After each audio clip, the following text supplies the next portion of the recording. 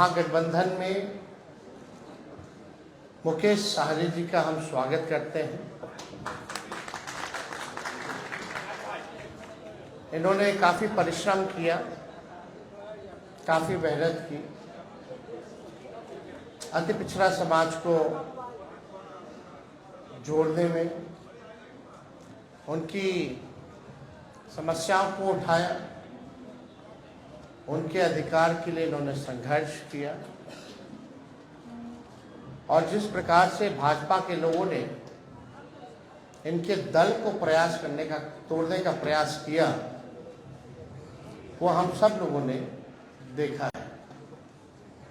हम सब लोग नौजवान हैं, बिहार के लिए नया सोचते हैं, प्रोग्रेसिव लोग हैं, पॉजिटिव लोग हैं। हम लोगों के पास विजन है, हम लोगों के पास रोड मैप है कि किस तरीके से बिहार को हम लोग आगे ले जाने का काम करेंगे। हम सब लोग देश के हालात को भी देख रहे हैं, जहां तानाशाह रवैया अपनाया जा रहा है, जहां संविधान पर खतरा है।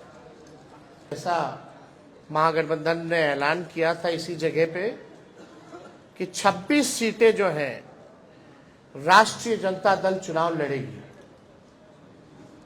तो हम राष्ट्रीय जनता दल अपने कोटे में से उस 26 सीटों में से हम 3 सीट जो है मुकेश सहनी जी को, हमारे पार्टी का निर्णय हुआ कि 3 सीटें जो है वो मुकेश सहनी जी को दी जाए। राष्ट्रीय अध्यक्ष जी का भी निर्णय है और वो 3 सीटें, पहला गोपालगंज है, दूसरा झंझारपुर है और तीसरा जो है मोतिहारी सीट जो है। ये फैसला हुआ है कि ये 3 सीटों पर मुकेश सहनी जी की पार्टी चुनाव लड़े। केवल लोकसभा ही चुनाव नहीं, बल्कि आने वाला जो विधानसभा चुनाव होगा, क्योंकि समय तो ज्यादा नहीं रह गया है। हम लोग हमेशा लालू प्रसाद यादव जी के विचारधारा को मानने वाले लोग हैं। गरीब पिछड़े समाज में जन्म लिए हैं। संघर्ष के बदौलत आज हम लोगों ने अपने मुकाम को हासिल किया है। और जब मैं मुड़ के देखता हूं तो हजारों समस्या हमारे परिवार में, हमारे लोगों के बीच में है। उस समस्या को दूर करने के लिए बॉम्बे के ऐशो आराम जिंदगी को छोड़कर मैं बिहार आया, अपने लोगों के लिए लड़ाई लड़ने लगा, आंदोलन किया। आंदोलन से हमने एक पॉलिटिकल पार्टी बनाया और आपने देखा कि किस तरीके से हमने संघर्ष करने वाले लोग, हम अपने सर उठा के जीने का हमने निर्णय लिया था।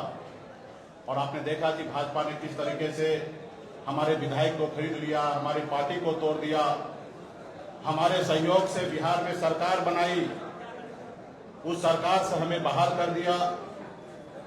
और अब पिछले 2 सालों से संघर्ष में कर रहा हूं, गांव-गांव में घूमकर अपने लोगों को जागरूक कर रहा हूं कि अपने अधिकार के लिए लड़ाई लड़िए।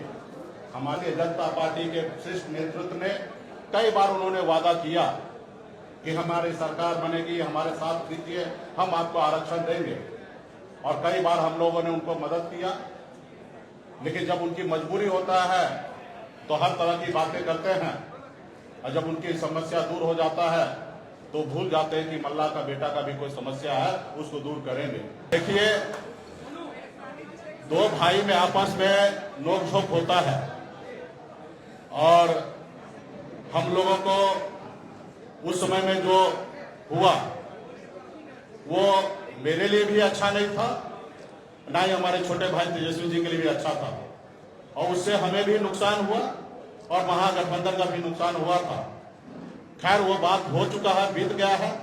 उस समय में तो सिर्फ हमारा नंबर नहीं घोषणा हुआ, इसके लिए हमने थोड़ा सा कह सकते कि क्रोध प्रकट हमने कर दिया था। लेकिन आप कल्पना कीजिए, जिन्होंने हमारे सीने में खंजर भोंका, जिन्होंने हमारे विधायक को ले लिया, हमें सरकार से बाहर कर दिया, जो सरकार हमने बनाया था, वो अब जरूरी है कि उसको जवाब देने का, उनसे बदला लेने का। और आने वाला समय में जब दो भाई है, घर है, परिवार है, तो छोटा मोटा नोक झोंक हुआ, उसको हम लोग अभी आने वाले समय में उसको दूर करेंगे।